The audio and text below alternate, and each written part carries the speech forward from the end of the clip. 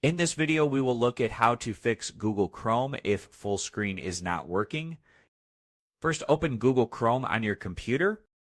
Click on the three-dot menu icon in the top right corner.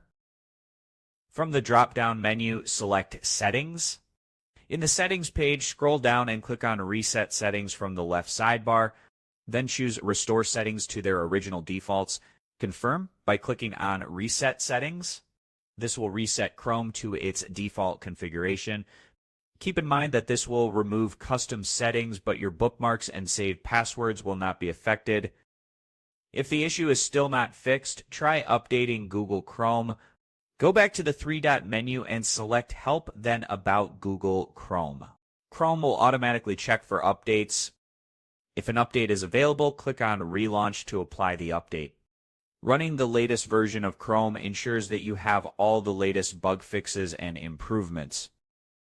So if Chrome is still not going full screen, check for extensions that might be causing the problem. Open the three-dot menu, then go to Extensions and select Manage Extensions. Disable all extensions by turning off the toggle next to each one. Restart Chrome and try full screen again. If full screen works, enable the extensions one by one to identify which one is causing the issue. You can also try using keyboard shortcuts. Press F11 on your keyboard to enter full screen mode. If F11 does not work, try using the combination Control+, Command+F on Mac or Control+Shift+F on Windows.